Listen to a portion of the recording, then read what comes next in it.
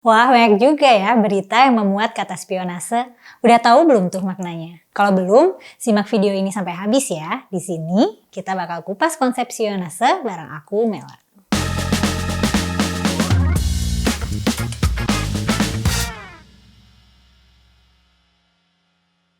Istilah spionase merujuk pada aktivitas memata-matai atau mengintai dan mengumpulkan informasi suatu organisasi tanpa seizin organisasi tersebut. Secara etimologis, istilah spionase berasal dari bahasa Prancis, yakni espionage, yang artinya pengintaian. Dalam hal ini, aktivitas spionase bukan hanya meliputi pengintaian dan pengumpulan informasi rahasia, tetapi juga dapat dilanjutkan dengan pembocoran informasi tersebut ke pihak lain atau ke pihak umum dengan tujuan tertentu. Awalnya, tindakan spionase dilakukan untuk menemukan informasi rahasia di bidang politik atau militer suatu negara. Namun, saat ini aksi spionase juga banyak terjadi di bidang industri atau perusahaan. Aksi ini umum disebut sebagai spionase industrial. Tujuan dari aktivitas spionase antara lain, 1. Mendapatkan rahasia politik negara. Setiap negara memiliki rahasia politik yang mencakup hal-hal yang berkaitan dengan informasi politik, keamanan, informasi ekonomi krusial, informasi kebijakan dalam negara, dan lain-lain.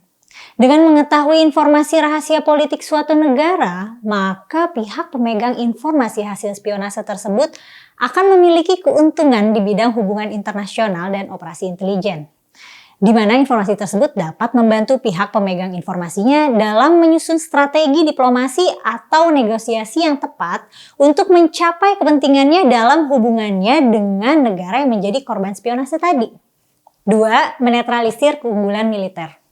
Aktivitas spionase sering ditujukan pada bidang militer untuk mengumpulkan informasi rahasia, seperti rincian teknis sistem persenjataan, jumlah pasukan, dan sistem pertahanan suatu negara. Dengan mengetahui informasi rahasia di bidang militer, maka pihak pemegang informasi hasil spionase dapat menemukan titik lemah si korban spionase tersebut. 3. Mengganggu perekonomian negara. Aktivitas spionase juga ada yang bertujuan untuk mengganggu atau merusak perekonomian suatu negara. Hal tersebut dilakukan salah satunya adalah dengan mengambil informasi rahasia mengenai rancangan produk dan rencana suatu perusahaan di suatu negara.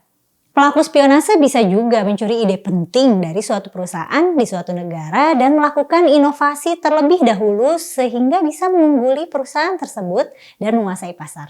Dengan begitu, perekonomian negara asal perusahaan tersebut juga akan terdampak karena produknya kemudian bisa mati sebelum bertumbuh dan akhirnya pasar di negara tersebut justru dikuasai produk dari negara lain yang menjadi pelaku spionase tadi.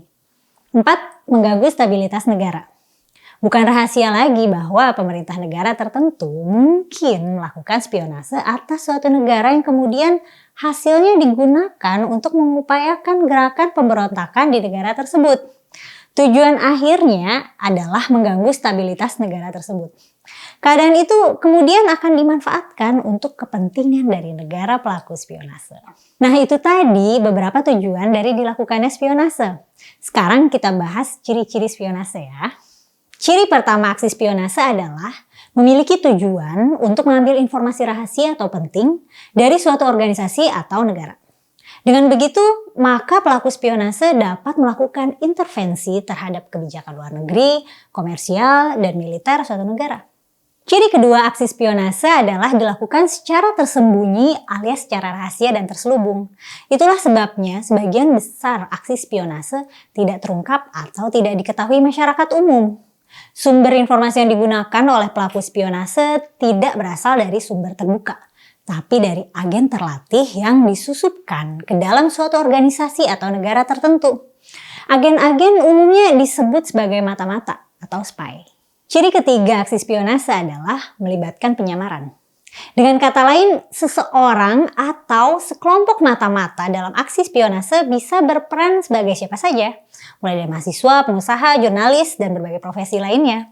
Dalam Undang-Undang Republik Indonesia Nomor 17 Tahun 2011 tentang Intelijen Negara, spionase dikategorikan sebagai salah satu kegiatan yang mengancam keselamatan, keamanan, dan kedaulatan nasional sehingga penyadapan, pemeriksaan aliran dana, dan penggalian informasi terhadap sasaran kasus spionase menjadi salah satu wewenang dari Lembaga Badan Intelijen Negara atau disebut juga BIN.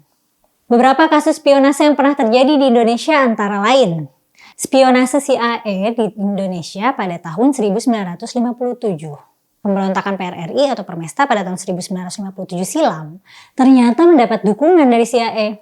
Hal ini terungkap setelah seorang tentara Amerika bernama Allen Lawrence Pope tertangkap oleh TNI.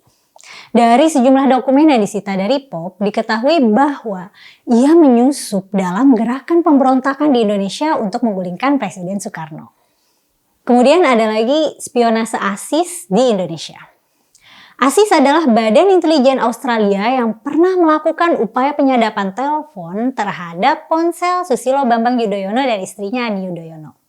Selain SBY dan istrinya, upaya penyadapan ponsel juga dilakukan terhadap Budiono, Hatta Rajasa, dan Dino Patijalal. Informasi tersebut diketahui pemerintah Indonesia setelah Edward Snowden dari CIA membocorkan dokumen Badan Keamanan Nasional Amerika Serikat.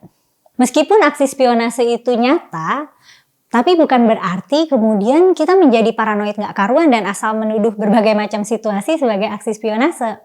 Misalnya seperti isu gelombang 5G spionase, vaksin corona spionase, dan seterusnya. Kemungkinan spionase itu ada, tapi kita sebaiknya menunggu adanya bukti-bukti sebelum menyimpulkan.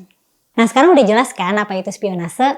Hopefully nggak bingung lagi nih kalau next time ketemu kata itu di suatu berita atau postingan sosial media. Jangan lupa like dan share video ini kalau dirasa bermanfaat. Jangan lupa juga subscribe channel Geolife dan nyalain lonceng notifikasi supaya nggak ketinggalan video terbaru kita.